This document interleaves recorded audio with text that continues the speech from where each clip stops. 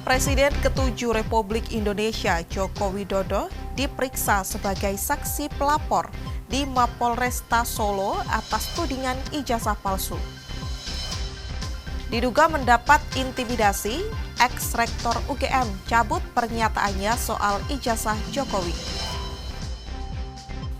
Beras mahal, sebagian penjual makanan memilih untung sedikit ketimbang menaikkan harga jual.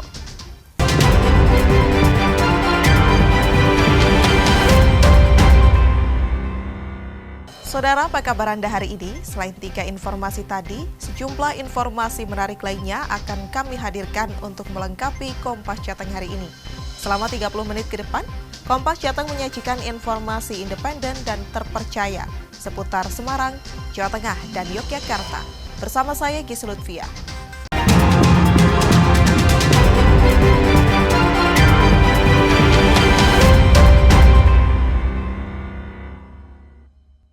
Mengawali Kompas Jateng pagi ini, Saudara, sudah sesuai dengan bukti dalam persidangan, Jaksa Penuntut Umum dari Kejaksaan Negeri Semarang menolak pembelaan dari terdakwa Robik Zainuddin, penembak gamma. Pasalnya alat bukti, saksi kejadian, saksi ahli serta bukti pendukung lainnya yang dihadirkan dalam persidangan terdakwa sudah memenuhi unsur melakukan tindakan pembunuhan. Sidang penembakan terhadap seorang siswa SMK Negeri 4 Kota Semarang, Gamma Rizky Oktavian, Selasa siang kembali digelar di Pengadilan Negeri Semarang dengan agenda pembacaan tanggapan Jaksa Penuntut Umum atas pembelaan dari terdakwa Aibda Robik Zainuddin dan penasihat hukum terdakwa. Dalam tanggapan yang dibacakan oleh Jaksa Penuntut Umum tersebut, pembelaan terdakwa dan penasihat hukum semuanya ditolak dan meminta hakim untuk tetap melakukan putusan sesuai dengan tuntutan hukuman 15 tahun penjara, denda 200 juta, subsidiar 6 bulan penjara. Penolakan yang dilakukan oleh Jaksa Penuntut Umum ini berdasarkan pada alat bukti, saksi kejadian, saksi ahli, serta bukti pendukung lainnya yang dinilai Aibda Robik menyalahi prosedur kepolisian dalam penggunaan senjata api. Menolak seluruh pembelaan atau pledoi dari penasihat hukum terdakwa dan pembelaan pledoi terdakwa dalam perkara bersama terdakwa Robik Zainuddin bin Mulyono. 2. Menerima seluruh jawaban penuntut umum terhadap pembelaan pledoi penasihat hukum terdakwa dan penasihat pembelaan pledoi terdakwa Robik Zainuddin. Atas penolakan yang dibacakan oleh Jaksa Penuntut Umum, penasihat hukum terdakwa mengaku wajar dengan penolakan tersebut. Namun penasihat hukum akan memberikan tanggapan atas penolakan itu dalam agenda sidang berikutnya. Umum sangat wajar JPU tidak sepakat dengan pledoi dari terdakwa karena tidak ada sejarahnya jaksa sejalan dengan penasihat hukum dari terdakwa. Namun dari yang kita dengarkan bersama tadi, Jaksa Penuntut Umum kembali tidak mengurai fakta yang anak yang mengeluarkan senjata tajam, tidak mengurai fakta bahwa vario merah yang ditumpangi anak korban tidak langsung kembali ke titik kumpul. Sementara itu, kuasa hukum keluarga korban mengaku sangat puas dengan tanggapan penolakan pembelaan yang dilakukan terdakwa bersama dengan penasihat hukumnya. Jadi jaksa menolak atas pledoi terdakwa maupun penasihat hukum. Menurut saya itu tepat sekali. Tepat sekali karena memang fakta persidangan sudah jelas bahwa dia kan terdakwa menginginkan supaya dibebaskan. Ada unsur pidananya tapi ingin dibebaskan dan dibenarkan penembakannya. Maka apa yang didalilkan oleh terdakwa maupun penasihat hukumnya itu ditolak oleh jaksa, wajib itu ditolak. Kalau tidak ditolak, maka bebas itu yang sudah menembak mati anak di bawah umur, anak SMK di bawah umur bebas. Wah, ini dunia peradilan nanti akan mencemooh, akan mencaci maki baik jaksa maupun nanti hakim itu. Sidang terbuka untuk umum yang digelar di Pengadilan Negeri Semarang dengan terdakwa Aibda Robik Zainuddin yang melakukan penembakan terhadap seorang siswa SMK Negeri 4 Kota Semarang atas nama Gamma Rizky Oktavian akan kembali digelar dengan agenda tanggapan penolakan jaksa penuntut umum atau replik oleh penasihat hukum dan terdakwa. Heri Widodo, Kompas TV, Semarang, Jawa Tengah. Sangat wajar JPU tidak sepakat. Kita beralih ke sorotan lainnya, Saudara. Presiden ke-7 Republik Indonesia, Joko Widodo, Rabu pagi memenuhi panggilan penyidik Polda Metro Jaya. Jokowi diperiksa sebagai saksi pelapor dalam kasus dugaan fitnah dan pencemaran nama baik dengan terlapor Roy Suryo CS. Jokowi tiba di Mapolresta Solo, Jawa Tengah, Rabu pagi. Pemeriksaan oleh penyidik Polda Metro Jaya mengambil tempat di Solo atas permohonan Jokowi. Pemeriksaan dilakukan di lantai 2 Mapolresta Solo bersama sejumlah saksi lain dalam kasus yang sama. Kuasa hukum Jokowi, Firmanto Laksana, mengatakan Jokowi membawa sejumlah dokumen untuk keperluan penyidikan, termasuk di dalamnya ijazah dan sejumlah kelengkapan lain. Jokowi juga bersedia apabila penyidik akan melakukan penyitaan untuk keperluan penyidikan. Ijazah asli Bapak yang nanti akan diserahkan, akan disampaikan kepada penyidik, dan tergantung penyidik nanti apakah akan menggunakan dan atau melakukan penyitaan. Jadi tentu Bapak secara konsisten terus akan mengikuti proses hukum dan akan menghargai semua proses yang terjadi, dan hari ini dapat kita lihat penjadwalan Bapak untuk dimintai keterangan dilakukan di Polres Solo. Saya rasa demikian. Pemeriksaan ini untuk melengkapi berkas dalam penyidikan dugaan fitnah dan pencemaran nama baik. Pihak terlapor adalah Roy Suryo CS, namun belum ada penetapan tersangka. Widi Nugroho, Kompas TV, Solo, Jawa Tengah. Sebelumnya, Saudara, Pengadilan Negeri Sleman, Yogyakarta kembali menggelar sidang gugatan perdata terhadap Universitas Gadjah Mada soal keaslian ijazah sarjana Presiden ke-7 Joko Widodo. Sidang kali ini dengan agenda penyerahan bukti awal dari pihak penggugat maupun tergugat. Sidang dengan agenda penyerahan bukti awal ini digelar secara luring setelah 3 sidang sebelumnya dilakukan daring lewat metode e-court. Komardin selaku penggugat menyerahkan 23 bukti, antara lain link video YouTube soal dugaan ijazah palsu Jokowi. Sidang yang dipimpin Ketua Majelis Hakim Cahyono ini dihadiri langsung oleh Komardin sebagai penggugat, sementara pihak UGM diwakili kuasa hukumnya. Berapa Pak? Ada 23 ada alat bukti. Iya. Jadi video-video yang ada di YouTube kita ambil untuk kita lampirkan, jadi nanti hakimnya bisa lihat di YouTube nanti. Sementara itu, kuasa hukum UGM menyerahkan 9 bukti, termasuk bukti sengketa informasi soal ijazah Jokowi bukan menjadi kewenangan pengadilan, tapi Komisi Informasi Publik. 9 alat bukti ini terkait dengan asistensi kami menegaskan bahwa ini lebih pada penekanan sengketa terkait informasi publik, karena yang diminta ada terkait dengan masalah ijazah. Sidang akan kembali digelar 2 pekan depan tanggal 5 Agustus 2025 dengan agenda putusan sela yang digelar secara daring atau e-court. Michael Aryawan, Kompas TV, Sleman, Yogyakarta.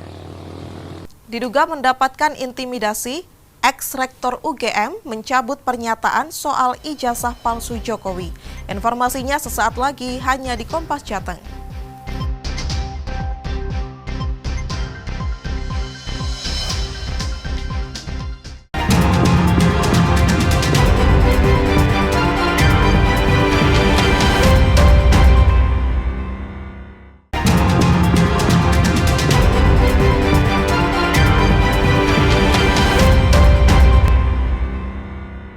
Saudara, masih di Kompas Jateng bersama saya, Ges Lutfia. 2 orang alumni UGM bersama seorang warga Yogyakarta melaporkan Presiden ke-7 Republik Indonesia Joko Widodo ke Polda Daerah Istimewa Yogyakarta terkait penyebaran berita bohong. Menurut mereka, Jokowi berbohong karena mengaku kuliah di jurusan Teknologi Kayu di Fakultas Kehutanan UGM. Padahal jurusan itu tidak pernah ada. Presiden ke-7 Joko Widodo dilaporkan ke polisi oleh 2 orang alumni UGM dan seorang warga Yogyakarta dengan tuduhan telah menyebar berita bohong soal adanya jurusan teknologi kayu di Fakultas Kehutanan UGM. Selasa siang, pelapor mendatangi Polda Daerah Istimewa Yogyakarta bersama ahli forensik digital Rismon Sianipar yang juga melaporkan Jokowi dalam kasus dugaan skripsi palsu. Menurut pelapor, Fakultas Kehutanan UGM tidak pernah memiliki jurusan teknologi kayu seperti yang selama ini diakui oleh Jokowi sebagai program studi tempatnya kuliah dan dikutip oleh berbagai media massa. Laporannya, yang pertama tadi ya yang sudah disampaikan oleh Bang Rismon, yang kedua kaitannya dengan kabar bohong jurusan teknologi kayu. Skripsi sama kabar bohong teknologi kayu. Nanti kaitannya ya, Bang Rismon, kalau kami ini kaitannya dengan jurusan teknologi kayu. Sementara itu, Kabitumas Polda Daerah Istimewa Yogyakarta Kombes Pol Iksan menyebut para pelapor masih diperiksa sehingga pihaknya belum bisa berkomentar. Michael Aryawan, Kompas TV, Yogyakarta. Sementara itu, Saudara, mantan Rektor UGM, Sofyan Effendi, mencabut pernyataannya seputar ijazah Joko Widodo yang diragukan keasliannya. Salah satu penuding ijazah palsu Joko Widodo, Rismon Sianipar, menduga Sofyan Effendi mendapat intimidasi atas pernyataannya. Rismon Sianipar menyebut ada kelompok yang mengintimidasi mantan Rektor UGM, Sofyan Effendi, sehingga Sofyan mencabut pernyataannya soal ijazah Joko Widodo. Rismon menyebut kelompok itu mengenakan baju berseragam UGM dan bahkan menghalangi mantan Kasat Tiasno Sudarto saat hendak bertemu Sofyan Effendi. Ya, sangat-sangat tidak masuk akal jika seorang profesor ya itu bisa mengubah statementnya 180 derajat dalam waktu 1 kali 24 jam, ya, mengubah apanya itu pasti membuat banyak sekali interpretasi dan dugaan intimidasi dan ancaman. Dan Pak Roy Suryo mengabarkan kepada saya bahwa mantan Kasat ya Pak Tiasno Sudarto ingin mengunjungi sahabatnya Profesor Sofyan Effendi dan dihalangi oleh pemuda berseragam UGM. Sebelumnya, Rismon Sianipar dan sejumlah orang sempat menemui Sofyan Effendi di rumahnya di Sleman, Yogyakarta. Kepada Rismon, Sofyan Effendi menyatakan keraguannya soal keaslian ijazah Joko Widodo.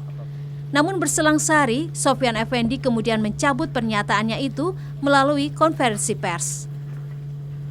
Michael Aryawan, Kompas TV, Yogyakarta. Sorotan lainnya, Saudara, sebanyak 600 guru tingkat SMA SMK negeri di Jawa Tengah menghadapi permasalahan baru usai diangkat menjadi pegawai pemerintah dengan perjanjian kerja atau P3K.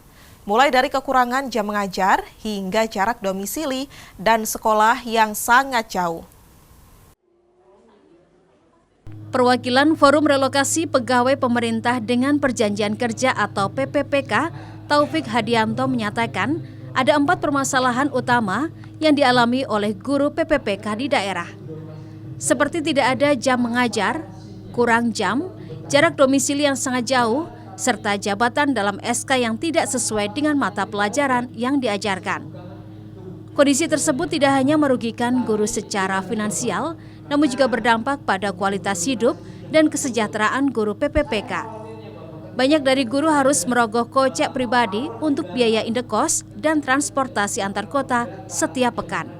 Sehingga mereka berharap adanya relokasi atau pemindahan. Karena sudah tahu informasi dari Pak Mudi bahwa pada bulan April itu ada rapat kerja dengan Kemenpan RB dan BKN. Yang salah satu yang di materi yang dibicarakan adalah tentang mutasi atau relokasi. Sehingga Pak Mudi ini kan tahu betul bagaimana proses relokasi.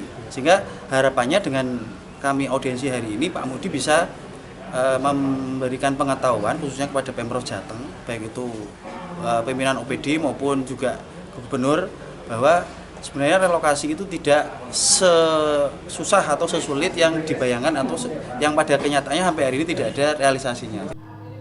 Sementara itu, Ketua PGRI Jawa Tengah sekaligus anggota DPD RI Perwakilan Jawa Tengah Mudi menegaskan pihaknya sudah mengawal isu ini sejak lama. Pihaknya sudah mengajukan usulan kepada Kementerian Pendidikan Dasar dan Menengah, kemudian diteruskan kepada Badan Kepegawaian Negara, namun hingga saat ini belum juga dieksekusi. Tak ingin memperpanjang masalah ini, Mudi kemudian menemui Kepala Badan Kepegawaian Negara dan direncanakan akan berkunjung ke Jawa Tengah untuk bertemu dengan BKD dan Sekda agar masalah ini cepat usai. Usulan dari Jawa Tengah, khusus yang tadi ya SMA itu, sudah karena waktu itu dikirim ke Kementerian Pendidikan, mestinya ke BKN, sudah saya serahkan juga ke BKN. Tapi sampai saat ini belum bisa dieksekusi. Padahal menurut Pak Kepala BKN bahwa untuk mutasi sepenuhnya urusan pejabat PPK. Kalau SMA SMK berarti urusan Pak Gubernur. Pasti BKD ya di sini. Kalau itu SD SMP berarti di Bupati atau Wali Kota, di mana ada aplikasinya imutasi itu. Daerah sepenuhnya silahkan yang mau menempatkan orang di mana. Sistem akan berbicara kalau ditempatkan di tempat yang memang membutuhkan, otomatis akan di-oke. Muhdi juga mendorong pemerintah daerah agar segera mengusulkan pengangkatan guru honorer yang telah memenuhi syarat namun belum mendapat formasi. Ia menolak wacana pengangkatan non-ASN hingga 2026 karena bertentangan dengan Undang-Undang ASN. Jinawi Rana Putri, Kompas TV, Semarang, Jawa Tengah. Informasi lainnya, Saudara, jika sebelumnya Perusahaan Jasa Tenaga Kerja Indonesia atau PJTKI lebih banyak menyalurkan tenaga kerja Indonesia ke sektor informal, kini PJTKI mulai melirik peluang di sektor informal di luar negeri, seperti manufaktur, konstruksi, perhotelan, dan lainnya. Adanya peningkatan permintaan tenaga kerja terampil dan profesional, PJTKI mulai melirik sektor formal di luar negeri. Seperti yang dilakukan oleh salah satu PJTKI di Kota Semarang, yang awalnya menyalurkan tenaga kerja Indonesia ke negara tujuan, seperti Malaysia, Singapura, Taiwan, dan Hong Kong. Kini, penyaluran juga dilakukan ke sejumlah negara Eropa, seperti Turki, Polandia, dan Rumania. Bahkan tahun ini mereka juga mengirim pekerja migran Indonesia ke sejumlah negara Timur Tengah seperti Kuwait, Qatar, dan Abu Dhabi.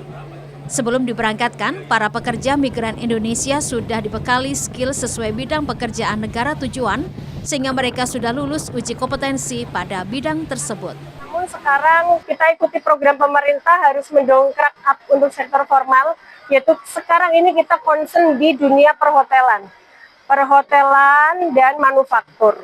Sementara itu, adanya perang yang terjadi di sejumlah negara memiliki sisi positif bagi pekerja migran Indonesia, yakni pesaing pekerja antar negara berkurang. Seperti perang Rusia dengan Ukraina dan perang antara Pakistan dan India. Prahayuda Febrianto, Kompas TV, Semarang, Jawa Tengah. Beras mahal, sebagian penjual makanan memilih untung sedikit dibandingkan menaikkan harga jual. Nantikan informasinya usai jeda pariwara berikut ini.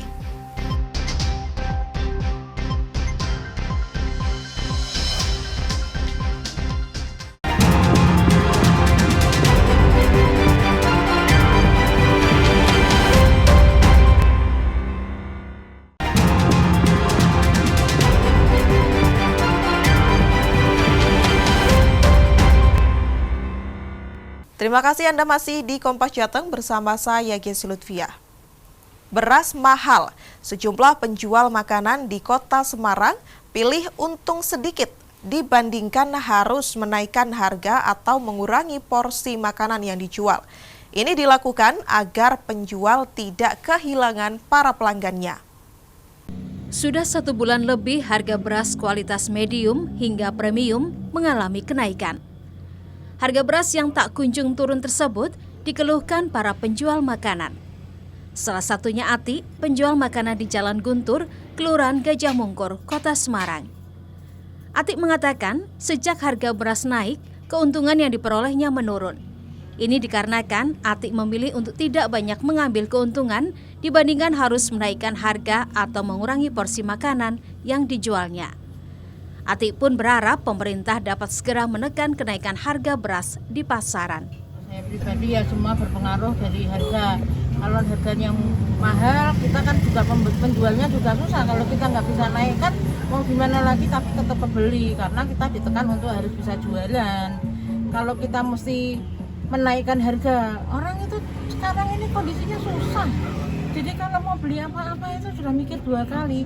Ibaratnya biasanya harus makan pakai lauk, terus akhirnya dibanding nggak ambil kerupuk, nggak ambil apa, yang penting bisa makan gitu.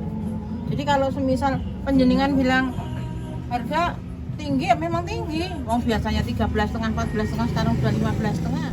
Diketahui harga beras di pasaran naik sekitar Rp1.000 hingga Rp2.000 per kilogram. Dan untuk harga beras yang paling murah sekitar Rp14.000 per kilogram. Febriana Mila, Kompas TV, Semarang, Jawa Tengah. Sementara itu, saudara, warga Kota Semarang menyambut antusias gerakan pangan murah yang dikemas dengan menggunakan mobil operasional berbentuk mirip warung keliling. Beragam komoditas bahan pokok bersubsidi dijual dengan harga terjangkau. Untuk menjaga kestabilan harga bahan pangan, pemerintah Kota Semarang menggelar operasi pangan murah lewat program Kempling Semar, yaitu mobil distribusi pangan yang keliling Kota Semarang menyapa warga hingga ke titik-titik strategis. Kali ini, mobil distribusi pangan dengan harga terjangkau berada di Kelurahan Bulustalan. Warga pun antusias mendatangi mobil yang berbentuk mirip warung keliling untuk membeli sejumlah kebutuhan pokok dengan harga murah. Warga mengaku terbantu karena lebih mudah mendapatkan bahan pangan, terutama beras. Beras berapa ini tadi, Bu? 60. Kemarin beli beras di mana, Bu? Ya di warung-warung itu tinggal apa. 1 kilo berapa, Bu, kemarin beli? Kemarin itu apa ya? 75. Itu 5 kilo ya, Bu ya? Terus responnya dengan adanya kegiatan gerakan pasar murah ini dapat beras? Agak meringankan ya, Bu ya? Agak meringankan. Aku biasanya beras 75.000 untuk 1 kilonya.